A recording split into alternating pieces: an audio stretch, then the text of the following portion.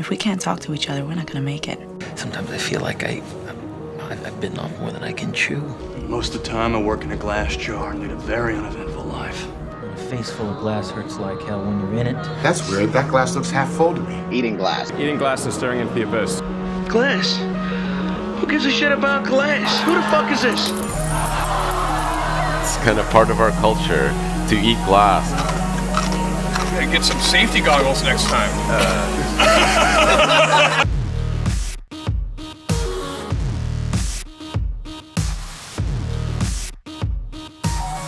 Hey everybody, and welcome to Chewing Glass, the show where we talk to developers building the Solana ecosystem.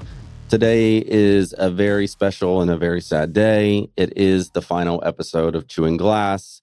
It has been an incredible journey and a great time here, so thank you all. So we're going to end this with a special guest. I don't know how special he actually is. Nick Frostbutter. He's a Dev Rel for Solana Foundation, and he's an incredible one at that. He has his own podcast called Sulfate Pod, and we'll talk more about that a little bit later. But so let's kick it off. Nick, how is it going, man?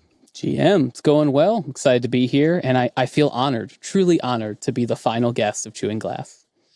Yeah, man, we've been, I think 2 to 2.5 years ago, roughly one person per episode or one person per month. So it's been great. And just because you have your own podcast, I think it was like fitting that like maybe we do a little torch passing around this. And because you're doing a lot of similar stuff to what I've been doing on Chewing Glass, except for some reason you guys have doing a lot more guests than I have, which sounds like a lot of work. It is.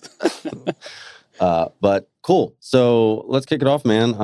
How's everything going? Things are going well. I have been basically like fully invested and focused on Blinks and Actions. They just launched about a week ago to the public. You know, the whole Solana community has been really about them. It's been really amazing to see people building, super cool things and, using the tools that, some of us at Solana Foundation put together, and then all the amazing things that Dialect has put together too. And it's just the whole community is running with it, and it's amazing. Sweet. Let's dive into that here in a little bit. So let's jumping back into our normal standard operating procedures here at Chewing Glass, where we're very strict about these things and we're very serious people. Makes sense. So I really want to learn about sort of like you're obviously a Dev Rel at Solana Foundation. That happened in some way, but there's obviously a huge history before. There's a huge history before that. I don't know how huge of a history, but there is one. So let's figure out a little bit about Nick Frosty behind the scenes. So just to start out, on the questioning, have you or did you go to school for CS? What's your background? How'd you get started? What was the origin story of Nick and his career, just in general? Yeah, sure. It's I have a abnormal path in crypto for sure. I'm not surprised. I don't have a college degree at all. I never studied computer science formally. I'm completely a self-taught developer. I taught myself back in middle school, 20 years ago now, and I've loved programming ever since. And instead of doing the common route that a lot of people that are passionate about computers do, they go to university and get a computer science degree. I joined the Navy instead. I joined the military. I did about almost 10 years in the U.S. Navy. I was operating nuclear reactors and submarines, specifically maintaining a bunch of electrical equipment as a nuclear electrician. Went through a bunch of education and certifications through, you would imagine, for all of that. And then eventually transitioned out of the military into Solana full-time and been at the Solana Foundation ever since. So how long were you actually in the Navy? It was about 9.5 years is when I was in. So I round up to about 10. Wow, that's a nice tour of duty you had there. Yeah. So while you were in the Navy, you were teaching yourself to code, or what point in the last 9 years or whatever had you taught yourself to code? Like I said, it started back in middle school and high school. So I was, young teenager teaching myself how to code, a lot of YouTube videos, articles and stuff online. Started with PHP and learned some Java. I know you're quite fond of Java. And then when I actually joined the Navy, I basically had zero free time on my hands to like do anything programming. I tried to dabble with it a little bit here and there, but when I was actively on my submarine when I was stationed in Hawaii, I was, it varied week to week, deployments and things, and then even non-deployments, working 100-hour weeks a lot of the times, doing assorted equipment overhauls and things. Didn't have a whole lot of free time, and what free time I did, I tried to get some sleep. And a couple of years ago, when after I left Hawaii, I left my boat to a different location where I'm at now, and I was running like a training simulator there. I had a lot more free time, so I basically, as the first chance I got, dove back into code, relearned a bunch of software development things, picked up all the new hot frameworks. There's new ones that come out every week, it seems, and I tried to learn Vue.js, React, and really dove into like the JavaScript ecosystems, and then dabbled with some other languages, and then eventually just kind of stumbled into Solana, and then here we are. Yeah, it's the crazy part about like doing Chewing Glass is like the amount of people that have come through here. Like we just had we have like Cloak Dev, like obviously who's come through here. Dean from like Solana Turbine WBA just came through here. Like a lot of these guys, and Carlos as well from Juicer. So many people in Solana ecosystem from what I've seen. Not all of them, obviously, but a lot of them, at least the ones who were coming onto the show, have interesting backgrounds, and none of them were formally trained like in software. Just like a lot of people who just like, I mean, Carlos was working he was doing wine photography, and then he was working in a cafe to teach himself to code, and so it's crazy that like there's so many people like, because whenever I'm an old man, but back, you didn't do that whenever I was in school. Like you went to school for these things because it was impossible to get jobs in that way. So yeah, you have an interesting thing, because when we talk about this stuff, we talk about people's sort of like career history, and your career history is essentially 9 years in the Navy doing stuff with nuclear weapons, and then Solana, which is nuclear like reactors, not nuclear weapons. They're different. Nuclear. Yeah, well, they power them. Let's agree to disagree here. No, but anyways, like, so let's talk about that. So we'll just dive into this stuff. I remember one day, me and Jacob Creech, head of developer relations, were talking, and we were just talking about like the docs need help desperately. They hadn't been touched, really, truthfully updated in, I don't know, since they were written, for the most part. Yeah. I remember just like classic, the way that I just do this, I just sent out a tweet and I just said, who knows how to do documentation? And then you responded, I do them for like nuclear reactors. And I was like, probably do Solana. And I remember sharing that with Jacob, and I'm pretty sure he reached out to you. And so that's kind of like the story there. But yeah, like jumping back a little bit, like before Solana, like what was your experience like with crypto in general? Like, did you have any idea, like how to, like, let's start in the lead up to how you ended up on crypto Twitter in the first place. So what was your experience with general crypto, Bitcoin? Were you buying, were you trading? Like, what were you doing? Yeah, my crypto story is, I mined Bitcoin on a laptop back in the day when that was still feasible. It's like I lost the laptop, don't have that anymore. Very sad to, come to that realization. One of those guys. Yeah, exactly. It wasn't very many, but it was like maybe one or two at the time. And like at the time of mining it, like it was shortly after the Bitcoin white paper came out. I was very convinced that like the idea of a true internet money has like incredible power for the world in a lot of different ways. And I read, is that in hindsight, or did you actually like believe that? No, I did absolutely believe it. Like it was, I mean, I believed it as much as like a high schooler could, yeah. It's like, oh, this internet money, it's something that like the idea of proof of work, being able to like run some software on your computer and be able to like earn money from it. Like that was very fascinating to me. I come from like not a very wealthy background, very lower middle class upbringing, and like we didn't have any spare money to do anything. So I was always trying to find different things to do on the internet that I could, I had access to a computer and not much else. It was a very crappy computer, which is why I learned software development and things, trying to figure out how to make the computer better. Discovered Linux and all that. And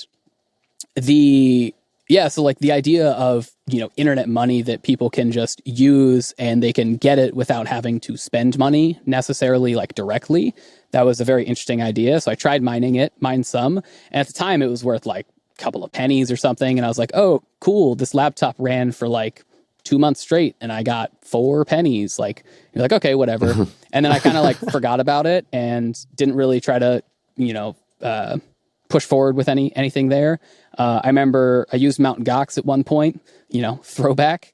And then like I finished high school, went out to the real world, got a job, and then eventually joined the Navy. And during my time in the Navy was when like Ethereum became a thing. Had no idea. I didn't see anything. I had, like I kind of alluded to earlier, didn't have a whole lot of free time, didn't have a whole lot of internet access. When you're in a giant metal tube under the water, 10,000 leagues under the sea, we don't have internet on that. So I basically saw nothing crypto for several years. And then when I came to when I got transferred out of Hawaii off my boat, I dove back into all things tech and, blockchain and crypto were kind of popping off. It was right around February of 2020, which like, COVID and everything, everyone had a lot more free time and crypto was really popping off in a lot of different ways.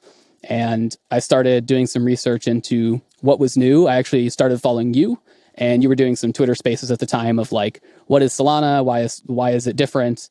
And I was trying to research of like, what's the difference between all these different blockchains? I had made some internet friends that were doing I don't know if I call it a startup, but they were doing like a crypto project that was in the Arbitrum ecosystem.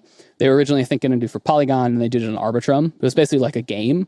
And I was trying to figure out how to build blockchain applications and like write a smart contract. And then I realized like, holy crap, this is really expensive on ETH mainnet. Like this just is out of reach for a lot of people. And it was, still at the time, it was like out of reach for me as well. So I didn't, deploy anything. I did a lot of front end stuff, which is why I dove more into all things front end and started getting more accustomed to the front end development side. And yeah, sometime around there, I had met some crypto friends. I actually got to meet one of them in person for the first time this year at ETH Denver, which was really fun. We had been like adjacent internet friends and acquaintances, I guess, for a couple of years. Finally got to meet him in person. It's always fun.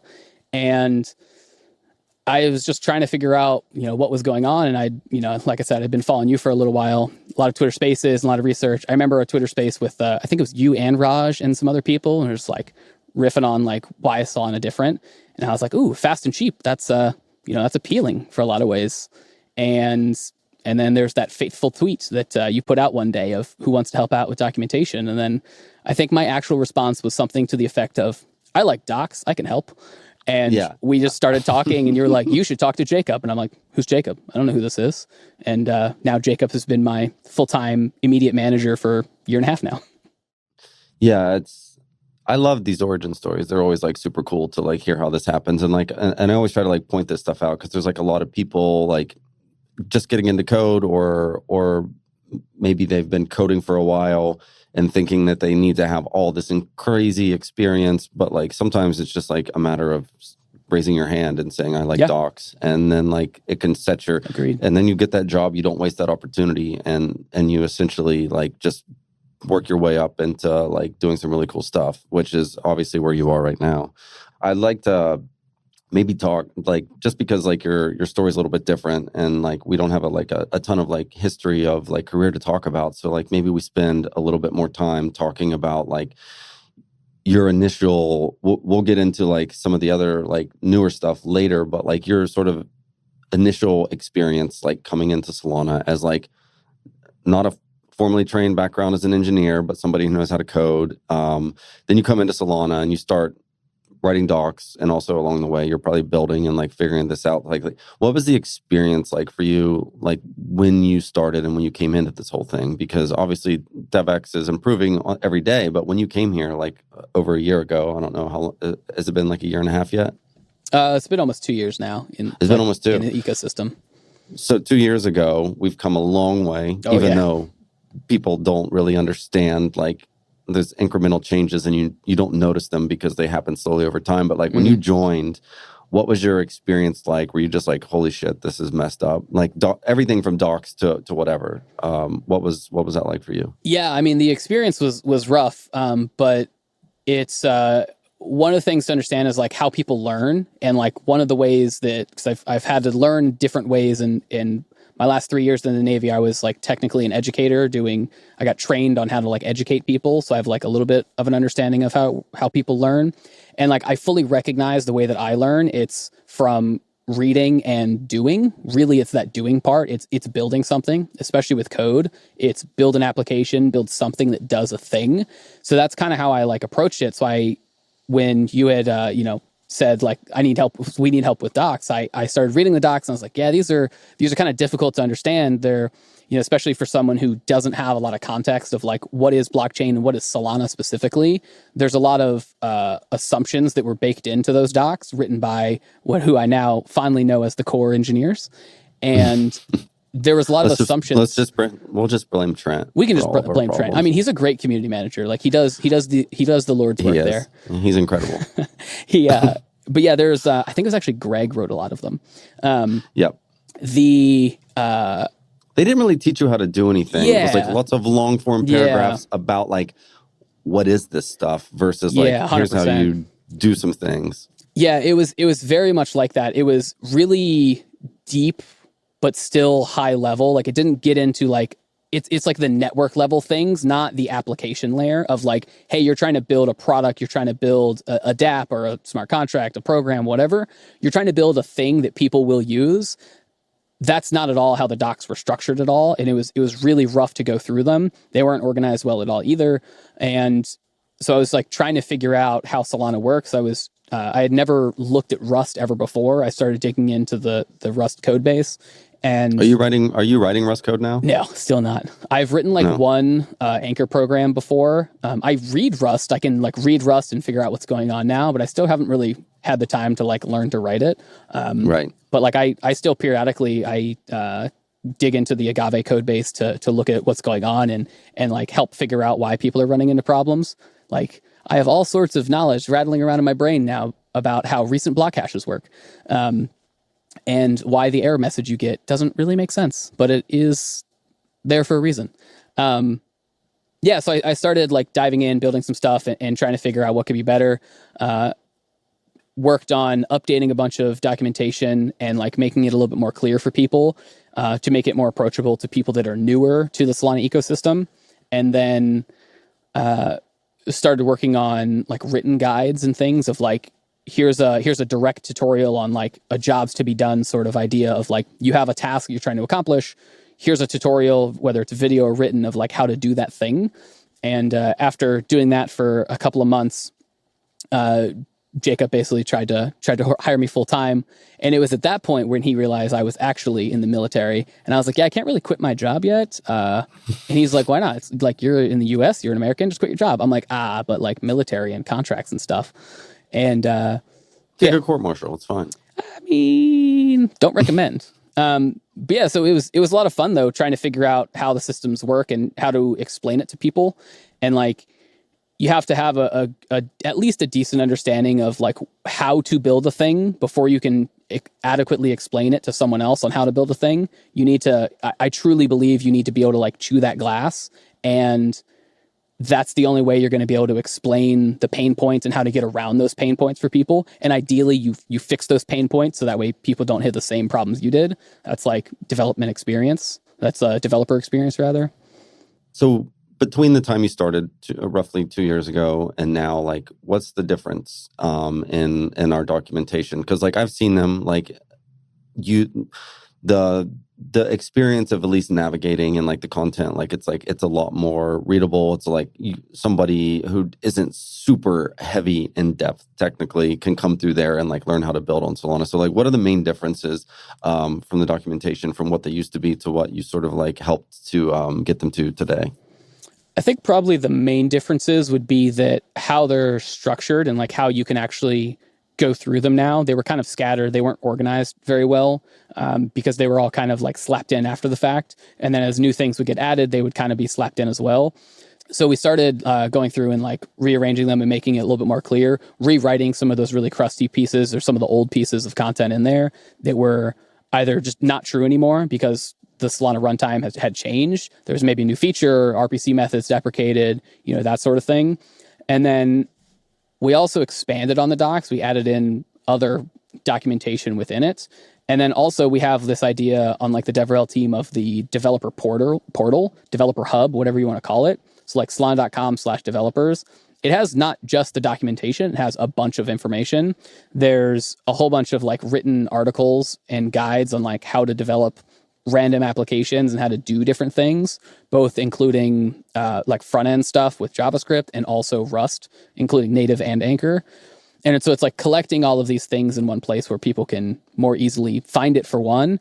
And the big thing that has changed is that right now the content is updated. It's up to date for what is like valid and not deprecated on Solana, with a couple of exceptions. For the first time in history. For the first time in a long time. And like I think that's one of the biggest things that I've seen change since I joined the ecosystem, is that there was a lot of content that people, and this still happens, but like it's a very conscious thing that we're trying to help solve. A lot of people will create content, and whether it's a video or documentation or a written guide published on like Medium or dev.to or something, and they never go back to update it.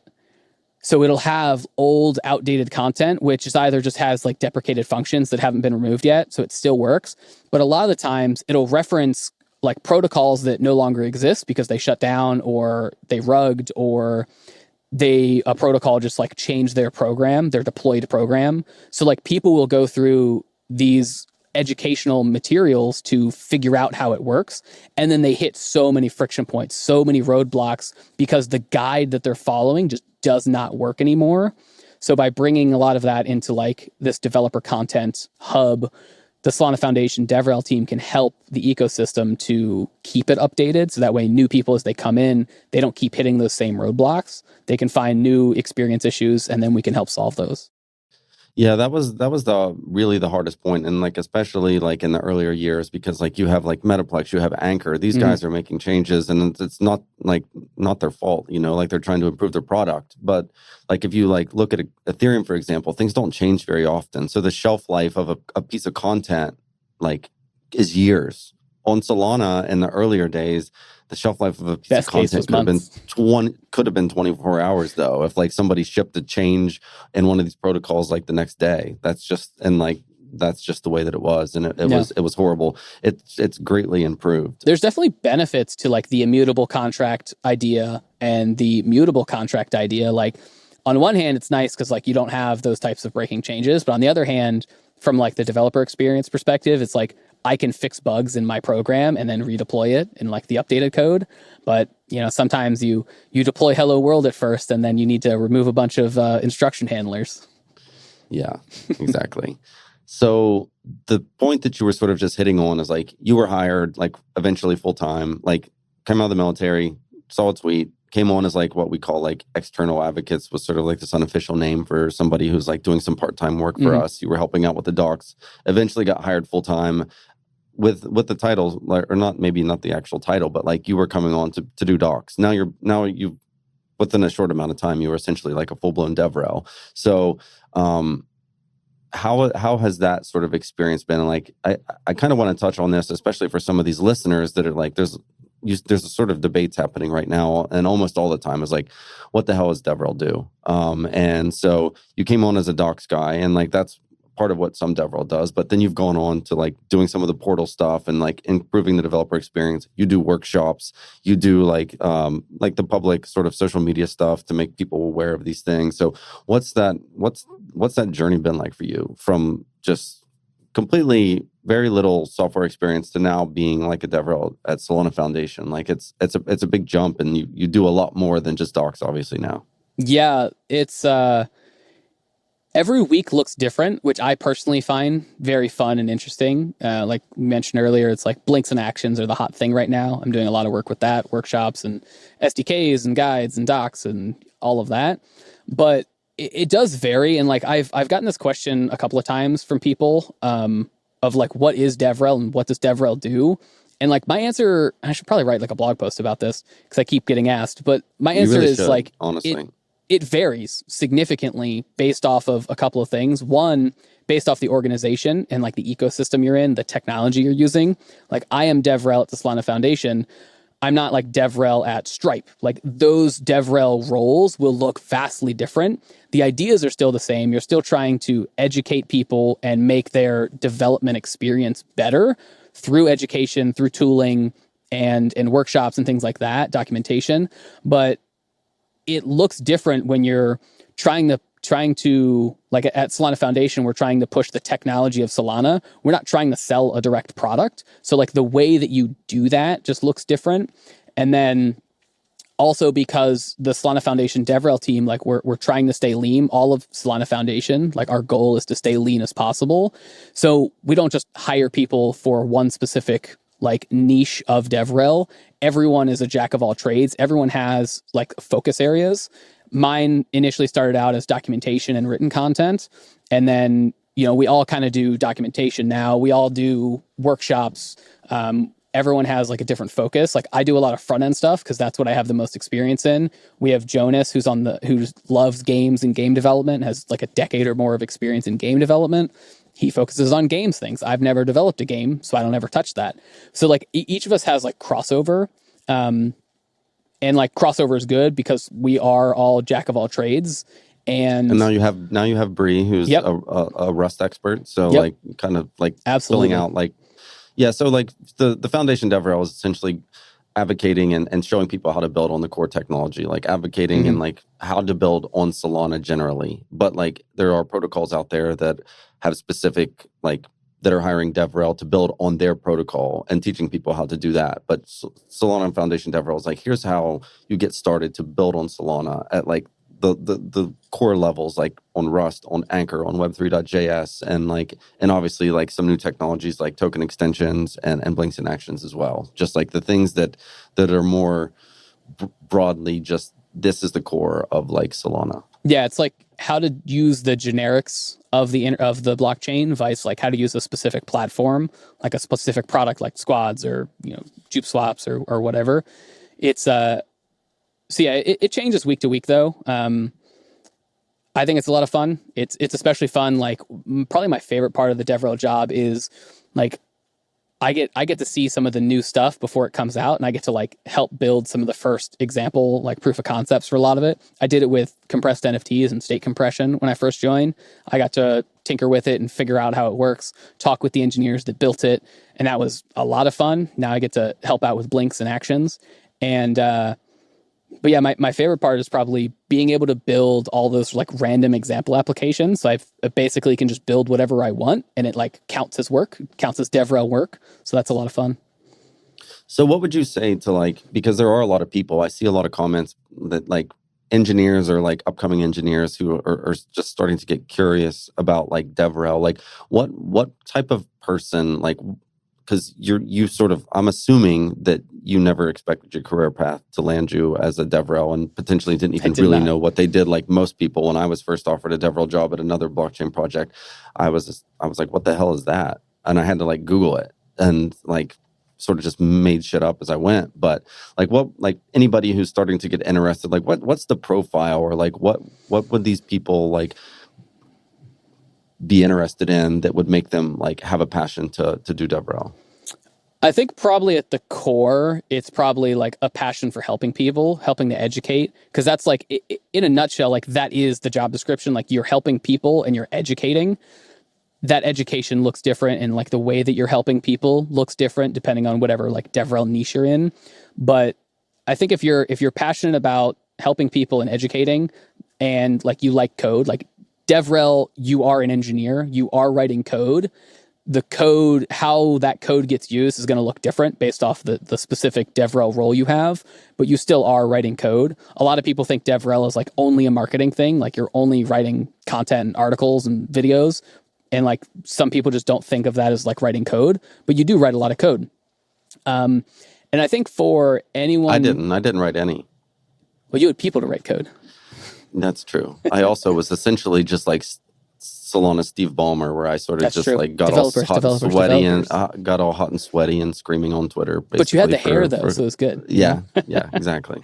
But I think for anyone who's trying to get started in blockchain, DevRel is probably the easiest way to get started because, like, one, it's very approachable. It's like, hey, can you build something? Can you teach someone how to use the technology? That's a pretty approachable thing. There's a low barrier there. Well, a lower barrier.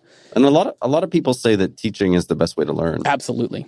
So having to like teach somebody to do something, you're essentially teaching yourself at the same time. And I'm sure you've experienced that. Yep. And that circles back to like what I was saying earlier about like, I know how I learn, and it's helping other people, teaching other people, because like from the educator perspective of like, I don't want to look like a fool when I'm teaching someone something that I have no idea. Like I feel terrible. So I want to make sure that I understand it extremely well to be able to teach it.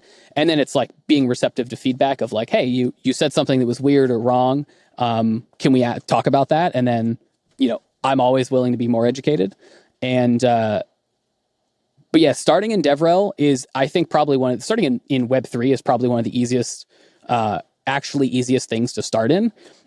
For the one reason of, especially if you're an engineer, it's DevRel, you can do the job of DevRel without ever being paid to do it. So you can show a true proof of work of what you're capable of doing by being like on social media, by creating Twitter threads, creating videos, writing articles.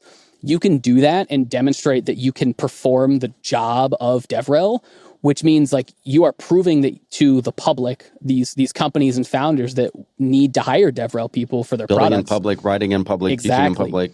Like in the early days, I would literally, when it was hard to find people, nobody really knew about Solana. So if somebody would write an article or reference implementation, I was like the LinkedIn, but for Twitter guy that I would jump in your DMs, be like, hey, I saw your thing. What are you doing? Do you want to like come over here and hang out and work for me?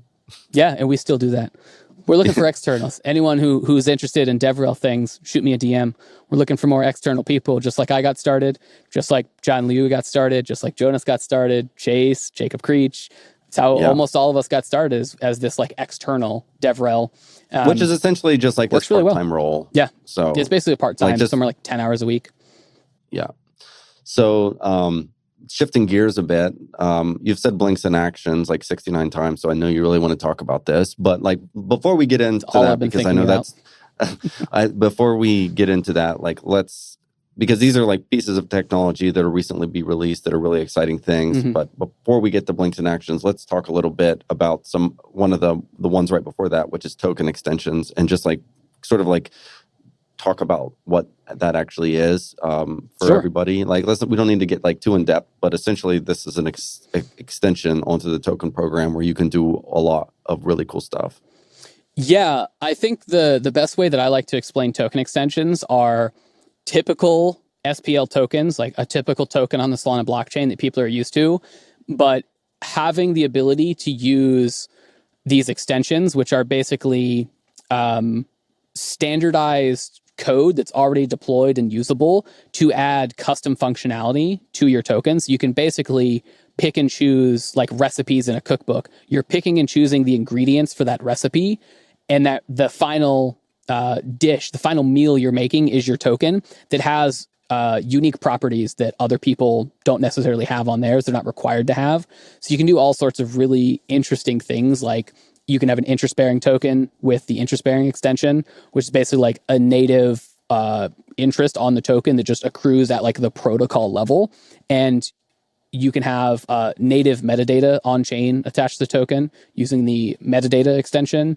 And like it's these really interesting, basically primitives that you can pick and choose to enable on your token at almost no development effort. So it shortcuts the amount of time it takes to build these very common things that people want with their tokens. And you can basically have, like, if you're deploying a token with a CLI, with the SPL token CLI, you just pass it a single flag of, give me this token extension, give me that token extension. And then when you create it on chain, it's there. You don't have to do anything else. Same thing if you're doing it with like JavaScript or Rust. You just declare what token extensions you give the configuration for that particular extension, and then that's it. You don't have to write thousands of lines of code or hundreds of lines of code in order to enable all of these really powerful functionality within tokens.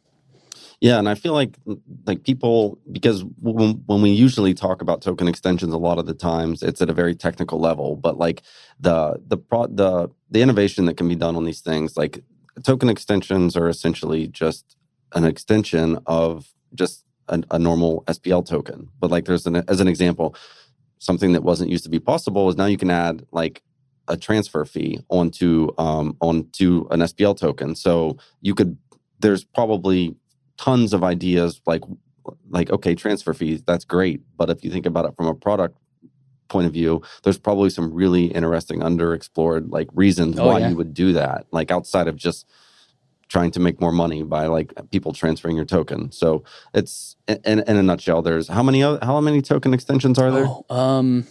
I think there's more than a dozen, or there's somewhere around a dozen. And like in theory, there could be more if the maintainers want to add more. John Shinkway is amazing, always adding more things. But yeah, there's quite a few.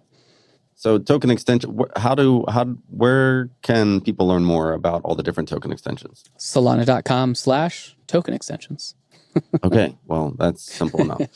All right, now to the part where you've been waiting for specifically. Let's talk about actions and blinks. Last week, a huge announcement between Dialect and Solana Foundation and lots of people in the ecosystem who have been actively sort of like working around this. What are blinks and actions? Why are they useful? How is it going to make an impact? Like what just let me have it. Let's understand all right. What's all the fuss about? So the fuss is because it's so cool. So at their core, Solana actions are basically, you have a typical web server that is, it's like an API, just like a REST API. You have an API that returns you metadata and a Solana transaction. That Solana transaction can do anything a Solana transaction can do. That's like what Solana actions are. So it's like a standard interface specification to where any clients, like a browser extension, a wallet, a mobile app, they can basically know how to get this transaction and the metadata associated with it from your API server to the client, to the user, in order to sign that transaction. So like what makes that powerful and what makes that useful, like on a non-technical level? Because you sort of describe like the API and that like what's useful about that? I think it's most useful because it's how should I phrase this? It's like a standard that allows you to get a Solana transaction. So it makes it so anyone can have like true composability, like even easier composability, where you can have any application can immediately get transactions from another application. So you can do all sorts of interesting things there. You could have someone else could compose on top of the Jupiter swap even easier now. So it removes a lot of like assorted friction points that a lot of people can have. And then it ties into blinks, which blinks are basically the front end version of it. It's a standardized user interface that takes that metadata about like what this action endpoint is supposed to do. Like, what is this transaction supposed to give me? It gives you like the standard metadata about it, and you can display an interface. You can inject it into the page right now on x.com on Twitter.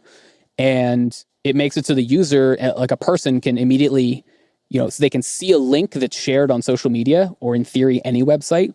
They can get a user interface that allows them to connect their wallet to these websites that they're already at. It's the truest form of bringing crypto to where users are.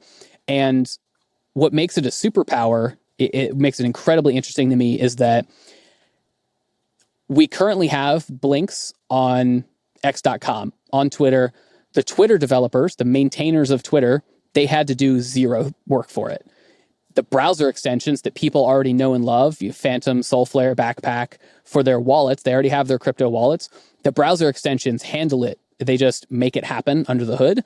So it makes it so these browser extensions and any action client, any Blink client, can basically give this user interface to people where they're already at on the internet and allow them to interact on the Solana blockchain to do anything a transaction can do.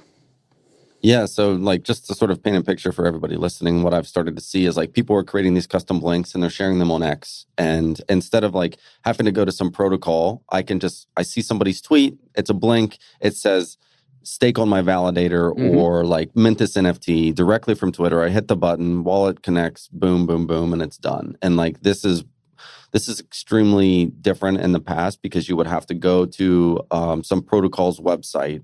Maybe it's confusing. You have to like connect your wallet. You have to figure out what that, like how this whole thing works. But now it's just a button. It can be many different things, but a button on Twitter that says stake with me, mint this NFT, or do any type of transaction directly from like the entry point can be anywhere on the web. It could be Reddit, it could be Discord, it could be Telegram. Currently, X is the only place where it's supported, but in the future, people will be able to interact with blinks all over the place, right? Absolutely. That's the goal. All over the internet, anywhere people are browsing the internet, could in theory display these user interfaces, these blinks to allow people to connect. And there's a lot of like really interesting ways that this could appear outside of just social media. Like, sure, crypto Twitter, great and all, but like not everyone's on crypto Twitter. Like there's other social media platforms that people use, but there's also not social media. Like imagine one of my things that I'm really enjoying to think about is email. People use email all the time, like it or hate it. You know, most jobs require it. People love email. Yeah, I know you do. People love email newsletters though. They're very passionate about their email newsletters. Creators publish content all the time. Using blinks as a standard within the Solana ecosystem and like across the internet, it can make it so a creative can publish their works, whether it's some sort of like art, visual medium, or it could be like written content, like they're publishing a Substack newsletter. They are delivering email newsletters to you directly in your inbox. Imagine if you're on gmail.com, you get an email newsletter from your favorite newsletter that you've been loyally subscribed to for a while, and you have a button right then and there to immediately be able to get a transaction, immediately, tip the artist, tip the creator. You can immediately mint that as an NFT. You could claim a limited edition collectible just because you're already there in that one place. And that's like anywhere, essentially anywhere on the canvas of the internet, like Medium articles, like anywhere where you can visibly see something online, like a blink could exist there, which makes it much easier than having to go to a website and do X, Y, and Z. Like now it's like they're bringing the blockchain to you. Exactly. So it's very exciting. I'm excited to see all the cool things that people build. So that sounds awesome. Everybody seems excited. It's shut down Twitter for a day, basically. I didn't see anything else on my feed. That was like pretty wild, to be honest, because it's so exciting. You saw people from other ecosystems, like even in like the EVM world being like, holy shit, like this is awesome. Yeah. Like Punk 6529 was like, wow, this is cool. And I was like, yes, we got him. Yeah. So Solana is not just meme coins. Is that what you're saying? Yeah, weird. Who would have thought?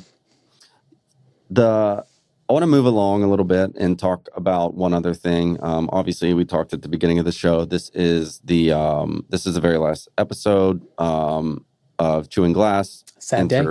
Yeah, sad day. Can we get the crying like soundbite added to this? We've never done that before, but just pretending like I'm Joe Rogan or something like that.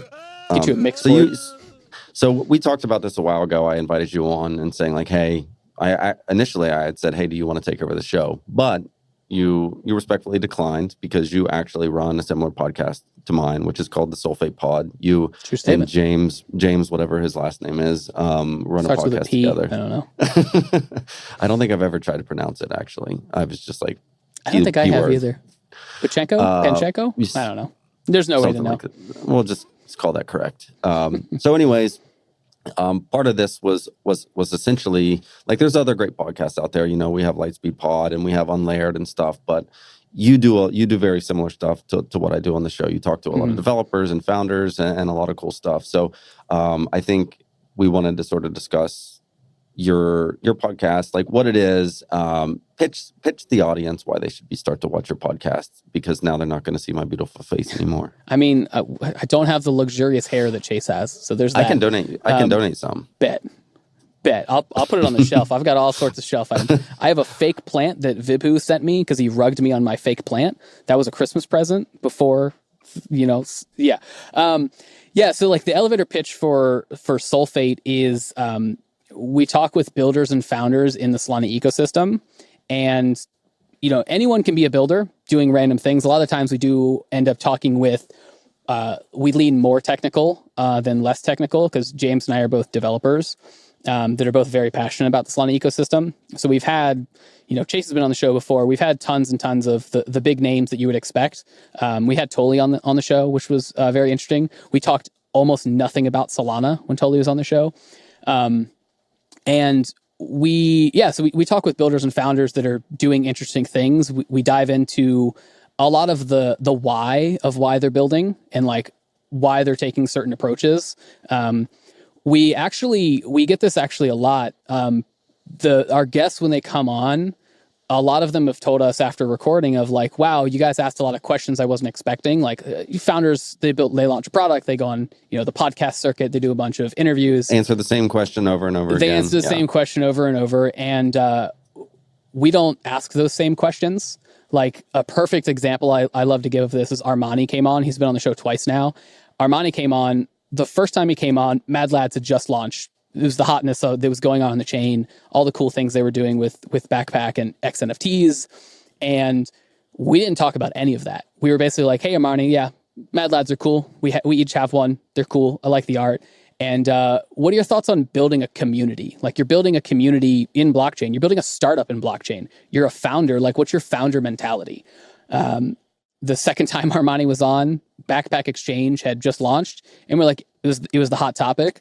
And we're like, yeah, Backpack Exchange is cool. But like, let's talk about global compliance. Like why, what does compliance mean? Like you're operating in certain jurisdictions and like why these decisions that you're making? So like that's kind of the things we talk about. Like Toli was on Solana Mobile. I think chapter 2 had like recently been announced of like, hey, it's going to be a thing. And we basically talked about nothing Solana. We talked about him being passionate about like the human body and like pushing the human body to limits. And at the very end, he was like, did you talk about underwater hockey? We did talk about underwater hockey. Nice. We talked about like founder mentality and like things like that. At the very end, he's like, I guess I should mention Solana Mobile in chapter 2, I guess. And we're like, cool, sounds good. But like, I guess that's the long elevator pitch. It's been a lot of fun. We started it before I joined the Solana Foundation, and I just kept it going. And it's been a lot of fun being able to have these conversations with the people that, we all see from crypto Twitter, and it's humanizing the people that are building. Like you always get a different persona of a person from crypto Twitter. Vice when you have a direct conversation with them and you can ask them interesting questions and like kind of figure out how their brain works a little bit and like why they're either personally or professionally making the decisions they're making. I find that very, very interesting. And that's kind of why like I continue to do the show like up until now, is because like having these conversations, learning people's origin stories, being surprised every episode when you hear something from somebody that like you never expected. It's like it's fun for you to do like on your podcast, so much fun. But it's also great to sort of peel back those layers and then like let other people see. And like you said, like humanizing like animal PFPs on Twitter and like really sort of like getting behind it. And I like that you guys do the non sort of like standard questioning around like people who are like launching a project and doing all that sort of stuff. Awesome pod. What's the Twitter at so people can find you? Sulfate pod. SOLFATE. Cool. All right. So check it out. Since you will no longer be seeing me anymore, Nick and James do an incredible job. So check out Sulfate pod. And so we're gonna wrap this up. We're gonna do a quick speed round. I always do this for every guest. We have three questions. One is like, what sucks about Solana development? The bane of your existence, if you will. Error messages. Yeah. There's a whole bunch of stuff that have been updated recently and fixed recently. People need to update their packages. Error messages, and then dependencies are always dependencies. A lot of efforts going in to fix dependencies across the ecosystem, multiple organizations. We're just not quite there yet. It's gotten better, but just not quite there yet. These things are incremental. And like eventually, like if you just like stopped paying attention today and then you came back in 1 year, you would notice the major change. But when it's incremental, like you have don't a recency notice. bias. It's really what it comes down to. Exactly. You're just like, nothing's changed. Like, go back to the old way and then tell me that nothing's changed. I take it as a success note when Noah Prince is complaining about JavaScript. That means things are getting better. Yeah. So what's Okay, so now that we said what sucks about Solana, like what's great about Solana development, like for you personally? It's the people, hands down. There's always so many people that are building interesting things. A lot of them are sharing it on social media and Discord and Telegram chats. But it's people are building things and you can ask them about it. And like you can just get real nerdy. And that's like one of my favorite things to do is just nerd out with developers that are building cool things. I'll just like randomly shoot them a DM or just ask publicly on Twitter and be like, this thing that you did was interesting or this was weird. Like, why did you do it like that? And they'll just answer and you could just like get that feedback immediately. And that's like amazing. Yeah.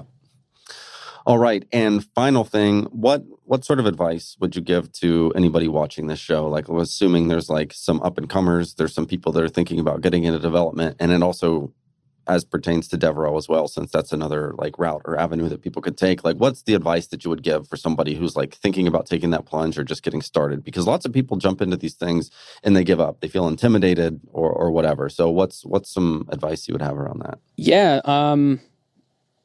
Start now. The classic adage, the best time to build a tree or plant a tree was 20 years ago. The next best time is now. It's now. Start building your tree. You can start showing your ability to work with the Solana technology in all its shapes and forms. You can, create content, and like that is hands down an easy way, probably the easiest way to get hired within the ecosystem if you're trying to shift full time. Show your ability to contribute to the ecosystem in good, productive ways, and people will notice.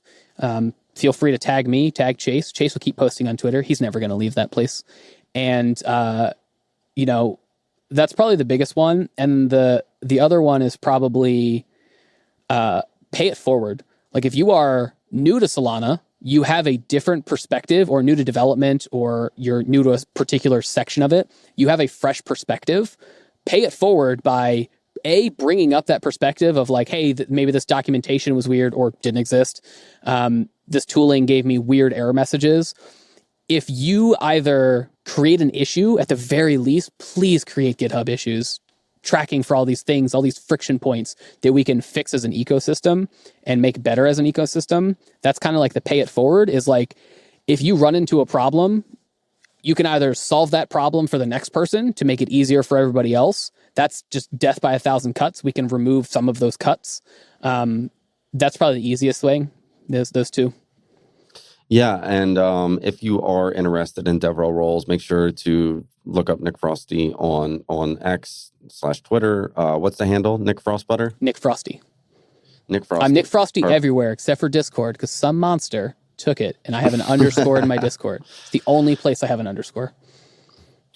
Well, cool, Nick. Thanks for joining, man. Thanks for having me. Yeah. It was great. I'm glad to have you on. Like I'm hoping lots of fans of the show end up going and becoming fans of Sulfate Pod if they're not already. Again, everybody, thank you for everything. This is the final episode. This is the final farewell. But I'm still terminally online, so it's not like I'm going anywhere. I'm just not going to be on camera anymore. All right, Nick. Cheers again. Thanks for coming. And thanks. I won't see you next time. Bye-bye.